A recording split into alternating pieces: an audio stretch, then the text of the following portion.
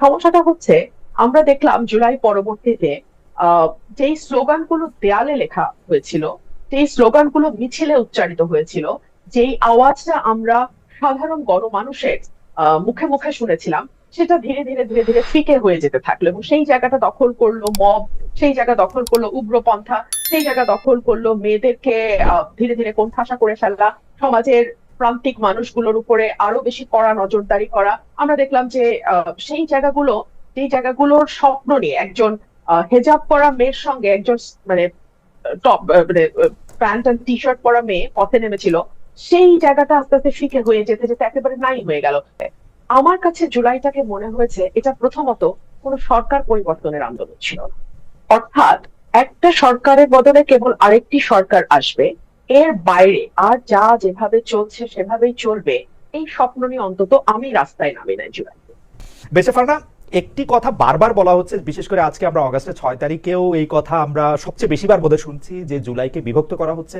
এই বিভক্তির ব্যাপারে কারো কোনো সন্দেহ নাই, কিন্তু কেন এই বিভক্তি সেইটার ক্ষেত্রে অনেকগুলি তত্ত্ব সামনে আছে। একটা তত্ত্ব হচ্ছে ক্ষমতার ভাগ নেওয়া। যেহেতু ক্ষমতায় এখন জুলাই পন্থীরা আছেন, তো ক্ষমতার ভাগটা কে কত বেশি পাবেন সেটা নিয়ে বা পিঠার ভাগ নিয়ে আসলে এই অনৈক্য বা বিভক্তির শুরু। আর দ্বিতীয়টা যেটা, সেটাও কেউ কেউ বলছে যে না, এটা নিজস্ব আদর্শ বাস্তবায়ন করা। দ্বন্দ্বটা আসলে আদর্শিক, যেহেতু একই অপোনেন্ট ছিল, সবাই মিলে এক হলেও এখন আদর্শিক প্রশ্নে সবাই আলাদা আলাদা জায়গায় আছে। বেচা ফারানা, প্রথমে আপনার কাছে শুনি, তারপরে আমরা অ্যাডভোকেট কায়ুমকে শুনবো। আপনাকে অসংখ্য ধন্যবাদ। এই ব্যাপারে কোনো সন্দেহ নেই যে বিএনপি, জামাত এবং এনসিপি তিনটি ভিন্ন রাজনৈতিক দল, তিনটি ভিন্ন রাজনৈতিক দলের যার যার রাজনৈতিক আদর্শ আছে।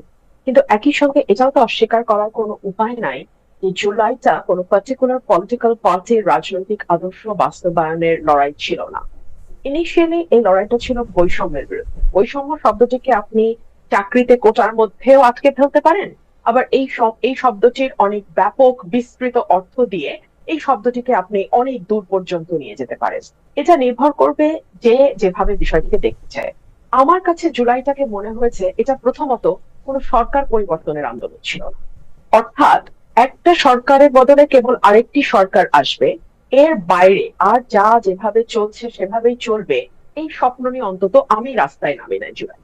আমার যেটা স্বপ্ন ছিল, আমার মনে হয় আমার মতো আরো লক্ষ লক্ষ তরুণের একই স্বপ্ন ছিল, যে বাংলাদেশে একটা প্রকৃত অর্থে জনগণের ক্ষমতায়ন ঘটবে এবং একটা সহি নির্বাচনের মাধ্যমে আমরা মোটা দাগে, যেটা 90 উত্তর একটা মোটা দাগের গণতন্ত্র আমরা প্রতিষ্ঠা করতে পেরেছিলাম, জনগণের একটা সরকার আমরা কায়েম করতে পারবো। একই সঙ্গে আমাদের স্বপ্ন ছিল যে যেই যেই অন্যায়গুলো আমরা 15 বছর হতে দেখেছি, সেটা মানবাধিকার লঙ্ঘন হতে পারে, সেটা অর্থনৈতিক ভয়াবহ রকম যেই দুর্নীতি দুঃশাসন হয়েছে সেটা হতে পারে, সেটা গোষ্ঠীতন্ত্র হতে পারে, সেটা নিজস্ব মানুষের হাতে রাষ্ট্রের সকল ক্ষমতাকে পুঞ্জীভূত করা হতে পারে, প্রতিষ্ঠানগুলোকে ভেঙে ফেলে দিয়ে একেবারে সবকিছুকে এক ব্যক্তির হাতে নিয়ে আসবার যে প্রবণতা সেটা হতে পারে। এই সকল কিছু থেকে আসলে বাংলাদেশের মানুষ মুক্তি চেয়েছিল এবং এই সকল কিছুকে যদি আপনি এক ফ্রেমে আনেন এবং আপনি যদি রাজনৈতিক দলগুলোর সঙ্গে আলাপে বসেন, প্রাথমিকভাবে এই যে চাওয়াগুলো, বেসিক যে চাওয়াগুলো, এই ব্যাপারে কিন্তু কোনো দল বলতে পারবে না যে এটা আমার রাজনৈতিক দলের আদর্শ না।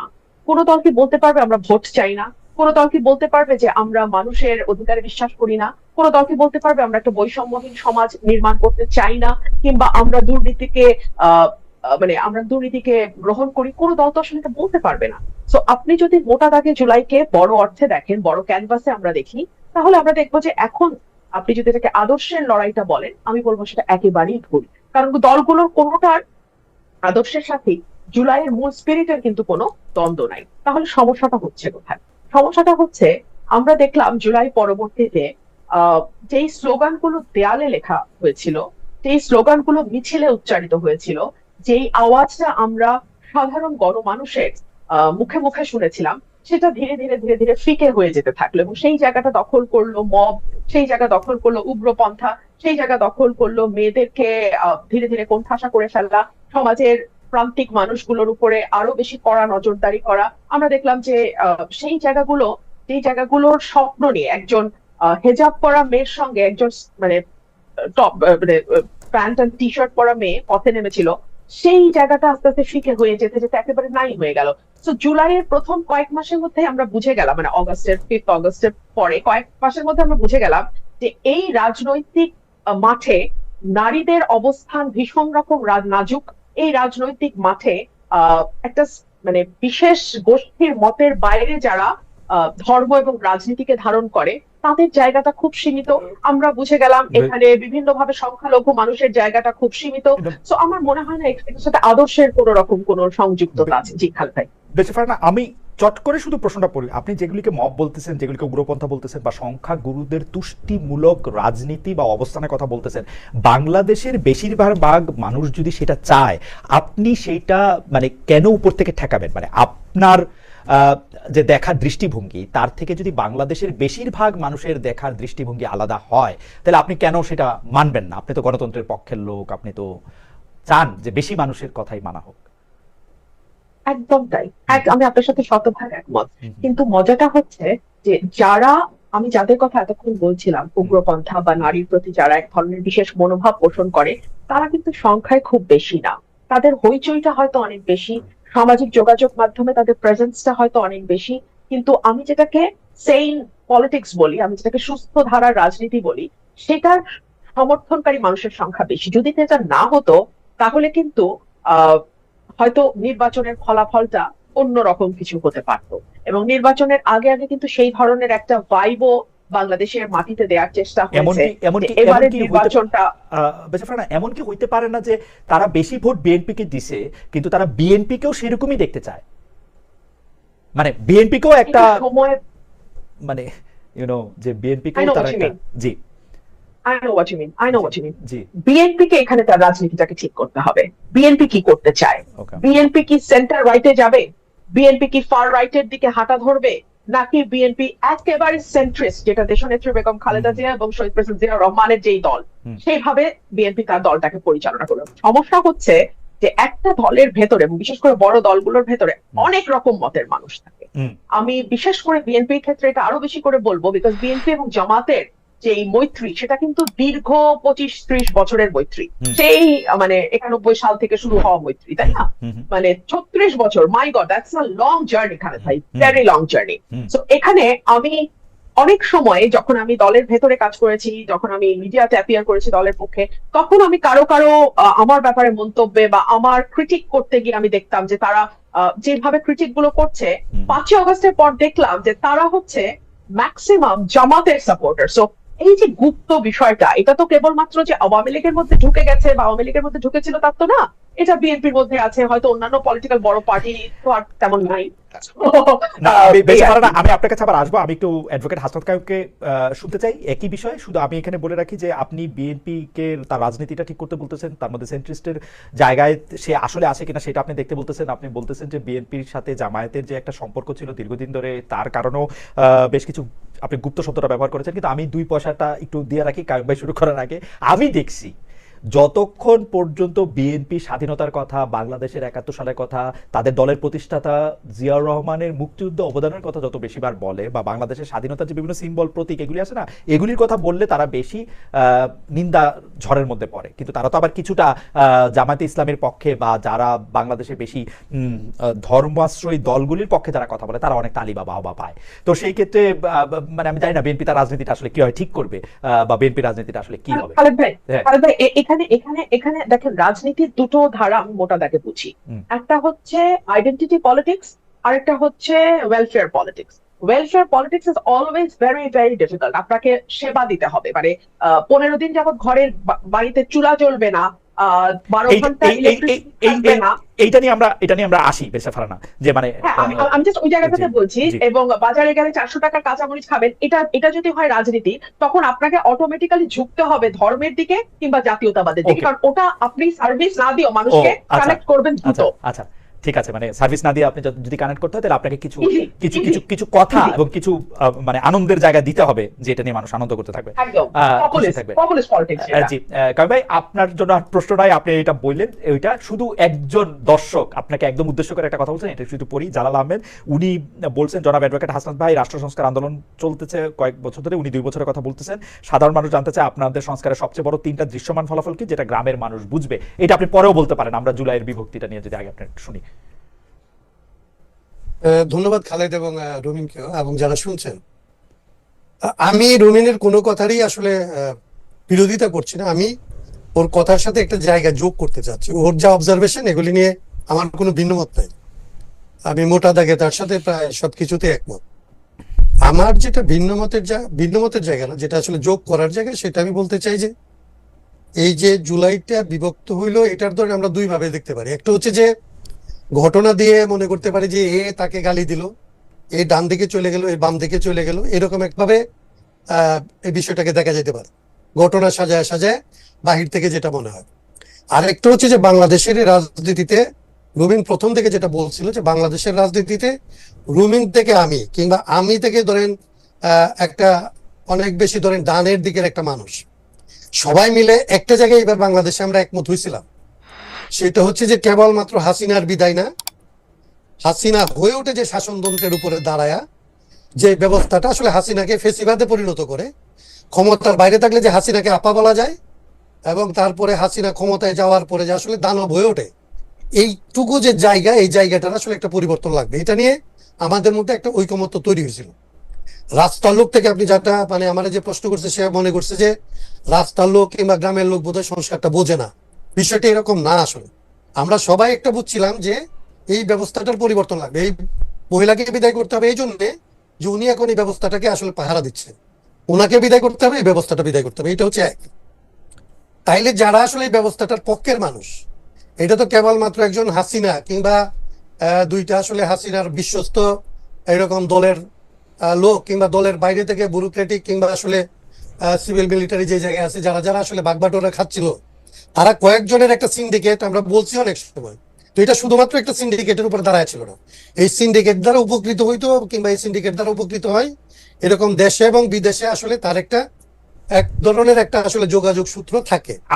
এবং তারা, আমি একটা শেষ করে ফেলি, 30 সেকেন্ড লাগবে। এইটার আসলে যারা লাভবান হইতে চায় এটা থেকে, তারা জানে যে বাংলাদেশটাকে এখান থেকে ফিরাইতে হলে, কিংবা বাংলাদেশটাকে আগের জায়গায় রাখতে হলে, কিংবা এরকম একটা জায়গায় রাখতে হলে বাংলাদেশকে আসলে বিভক্ত করা লাগবে। এটা হচ্ছে প্রথম শর্ত। ওকে, জি না কারণ আমি আপনার ফ্লোটাতে ইয়া করে না। হ্যাঁ। জি, আপনি শেষ করে দেন তাহলে, আপনি শেষ যে করে দেন। আমি শুধু তাইলে আমি এটা বলতেছিলাম যে দেখেন এই জায়গাটার বিভাজনটা শুরু হলো কিভাবে। এই জায়গাটার বিভাজনটা শুরু হলো যে একেবারেই যেইগুলিতে কোনো ধরনের বিভক্তি নাই সেই রকম জায়গা দিয়ে শুরু হলো। বাংলাদেশে মুক্তিযুদ্ধ, স্বাধীনতা, কিংবা আসলে যে নারীরা রাস্তায় নামবে জিন্সের পাশে হিজাব, এইটা নিয়ে একদম ধরেন এটা সেটেল। এইটা সেটেল করেই তো আমরা আসলে হাসিনাকে তাড়াইলাম। তাইলে এই সেটেল বিষয়টাকে প্রথমে যে আসলে টার্গেট করা হলো, এটার অর্থ হচ্ছে যে যা আমরা করতে চাইলাম সেই জায়গাটায় থাকতে সেটেল বিষয়টাকে আসলে আনসেটেল করা, একটা ইমমেটেরিয়াল জিনিসকে মেটেরিয়াল করা, 71-এর মতো একটা বিষয়কে প্রশ্নের মধ্যে ফেলা। এবং 71-এর বিষয় নিয়ে কোনো প্রশ্ন উঠতে পারে না, কিন্তু এটাকে যখন আপনি প্রশ্ন করেন তখন হচ্ছে 71-এর পক্ষে একটা জিনিস দাঁড়ায়। যে 71-এর কে প্রশ্ন করে 24-কে খুব আঁকড়ে ধরতে চায়, তখন 24-এর বিরুদ্ধে গিয়ে একটা পক্ষ দাঁড়ায়, এবং 71 এবং 24-কে মুখোমুখি করা যায়। এইটা তো ধরেন এমনিতে মনে হয় পাগলে বিশ্বাস করে না, কিন্তু বাস্তবত তাদের শক্তি এত বেশি যে তারা এটা পারলো কিন্তু বাংলাদেশে। ওকে, আমি আমি এটা বলতেছি, আমি সেই জন্য একটু সুযোগ চাইতেছিলাম আপনার কাছ থেকে যে একটা কথা বলার জন্য, যে আপনি যে ব্যবস্থার কথা বলতেছেন, যেই সিস্টেমের কথা বলতেছেন, যেইটা শেখ হাসিনা আঁকড়ায় ধরে ছিল, সেই সিস্টেমটাকে যদি আমরা ধরে দেই সংবিধান, সেই সিস্টেমটাকে যদি আমরা ধরে নেই সাংবিধানিক ব্যবস্থা বা রাষ্ট্র পরিচালনার ব্যবস্থাপনা সমূহ, আপনারা যখন এইটা নিয়ে কথা বলতে থাকলেন তখন যেন মনে হইল যে শেখ হাসিনা বই দেখা দেখা এই কাজগুলি করছেন বা করেন নাই। কিন্তু আমার রিডিং হয়ে যাচ্ছে শেখ হাসিনা বইয়ে যা আছে তার প্রত্যেকটা কাজ উল্টা করছে। শেখ হাসিনার বইয়ে বা বাংলাদেশের বইয়ে নাই কিন্তু যে আপনি গুম করতে পারবেন, খুন করতে পারবেন, সংবাদপত্রের মাধ্যম বন্ধ করতে পারবেন। আপনারা ব্যস্ত হইলেন হচ্ছে বইটা চেঞ্জ করার জন্য, যেখানে শেখ হাসিনা নিজেই এই বইটা সবচেয়ে বেশিবার ভায়োলেট করছে। আপনারা দুইজনই আইনজীবী, আপনাদের আমি যেইটা এইটা মূলনীতি আপনি রাখবেন কি রাখবেন না সেটা আপনার ব্যাপার, কিন্তু আমি দেখছি শেখ হাসিনা গণতন্ত্র, সমাজতন্ত্র, ধর্মনিরপেক্ষতা এবং জাতীয়তাবাদের একটি মূলনীতিও সে মানে নাই। সে মানে নাই হচ্ছে মানুষের একটা কথা, মানে বইয়ে যা কিছু লেখা আছে ভালো খারাপের মধ্যে একটা কথাও সে মানে নাই। কিন্তু আপনাদের কাছে বই পরিবর্তনটাই যখন মুখ্য হয়ে দাঁড়ায় তখন আপনারাই সূচনা করলেন কিনা এই বিভক্তিটা। কারণ এটা আমি মানে আমার লোকে কেমন দেখে সেটা বলার জন্য আমি একটু একজনের বলে উঠি, মুকিদুল ইসলাম উনি বলতেছেন খালেদ ভাই নেতাদের দালালি বাদ দিয়ে একটু জনগণের দালালি করেন, বর্তমানে দেশের সাধারণ মানুষ ভালো নেই, গ্যাস বিদ্যুতের তীব্র সংকট এবং উচ্চ মূল্যস্ফীতি, সবকিছুতেই মূল্যস্ফীতি, মানুষ কি এখন বিষ খেয়ে মারা যাবে। আমি চেষ্টা করি একটু নেতাদের দালালি বাদ দিতে, পারবো কিনা জানি না, যে দেখি হাসান খান ভাই কি বলেন। যে প্রথমত ধরেন আপনাকে ওই জায়গাটাই বলি, জি আমাদের সংবিধানের যে মূলনীতি বলছেন না, জি এই মূলনীতিটা একদম শুরু হয়েছে হচ্ছে দ্বিতীয় চ্যাপ্টারটাই হচ্ছে মূলনীতি, রাইট এবং এই মূলনীতি 8 নাম্বার থেকে শুরু হয়েছে, 8 অনুচ্ছেদ থেকে 8-এর 2 আছে একটা, 8-এর 2-এ বলা হচ্ছে যে এইটা হচ্ছে রাষ্ট্র পরিচালনার মূলনীতি হবে, কিন্তু এইটাকে আসলে এইটা মেনে চলার জন্য আপনি সব কাউকে বাধ্য করতে পারবেন না। তার মানে হচ্ছে যে এইটা আপনার মূলনীতি নির্ভর করছে রাষ্ট্রের যারা কর্ণধার, সরকারে যারা আসবে তারা এটা মানবে কি মানবে না, এটা হচ্ছে তার ঐচ্ছিক বিষয়, ইচ্ছাধীন। রাইট তিনি মানলে এটা মানবে, না মানলে মানবে না। তাইলে আমরা বলছি যে এই যে জায়গাটা দিয়ে আপনি তাকে মূলনীতিটা মানা না মানার বিষয়ে পরিণত করলেন, ঠিক আছে, কিন্তু আপনি যেখানে ক্ষমতা দিতেছেন তখন সেইখানে এরকম কোনো কথা বলতেছেন না যে এই ক্ষমতাটা আসলে রাষ্ট্রপতি যদি ইচ্ছা না করে তাইলে প্রধানমন্ত্রী প্রয়োগ করবে, এইটা আপনি তখন বলতেছেন না। আপনি ক্ষমতাটা যখন বিন্যাস করতেছেন, ক্ষমতা বিন্যাসের মধ্যে গণতন্ত্র বলতেছেন মানলে মানতে পারে না মানতে পারে, কিন্তু ক্ষমতাটা দিচ্ছেন একজন ব্যক্তির কাছে, সমস্ত প্রেসিডেন্টের ক্ষমতা, প্রধানমন্ত্রীর ক্ষমতা, সংসদের ক্ষমতা, বিচার বিভাগের ক্ষমতা, বিচার বিভাগের মতো যে সমস্ত প্রতিষ্ঠান আছে যেগুলিকে আমরা সাংবিধানিক প্রতিষ্ঠান বলি, সেইগুলির ক্ষমতা, কাউকে আসলে আপনি মাফ করে দিবেন কি আসলে ফাঁসিতে ঝুলাবেন এটার ক্ষমতা, সমস্ত ক্ষমতা আপনি কেন্দ্রীভূত করতেছেন একটা পদে। আমি শেষ করে 30 সেকেন্ড শুনে নেব। এই যে এটা আছে, এই জায়গাটার মধ্যে একটা শুভঙ্করের ফাঁকি আছে। এটা সাধারণভাবে পাঠ করলে, আপনি যখন পাঠ করবেন তখন মনে হবে যে এটাতে আপনার সমস্ত অধিকার আপনার পক্ষে, আর আপনি যখন এটা প্রয়োগ করতে যাবেন তখন আপনি দেখবেন যে আপনার হাতে কিচ্ছু নাই, সমস্ত মৌলিক অধিকার পর্যন্ত আরেকজনের হাতে। আপনি যেটাকে মৌলিক অধিকার মনে করেন সেটাও পুলিশের আসলে বিবেচনা সাপেক্ষে। এই যে সাংবিধানিক ফাঁকিটা, এইটার উপরে দাঁড়ায়া প্রধানমন্ত্রী তার ক্ষমতাটা চর্চা করছে এবং ওইখানেই সে গুম খুন এগুলি সবগুলি করতে পারছে। আপনি আমি এটা বলে শেষ করি, তাইলে এইটাকে যখন আমরা বললাম তখন আমরা কিন্তু বললাম না যে বইটাই সবকিছু, আমরা বললাম যে বইটা এবং এটার যে সাথে আইন কানুন, এবং যেটা তখন আমরা বলতে পারলাম না। আপনার প্রশ্নটা আমি নিচ্ছি এই জন্য যে আমরা যখন রাষ্ট্র চিন্তা করি তখন আমরা বলছিলাম আমাদের স্লোগানটা হবে রাষ্ট্র, রাজনীতি এবং অর্থনীতি সংস্কার করতে হবে।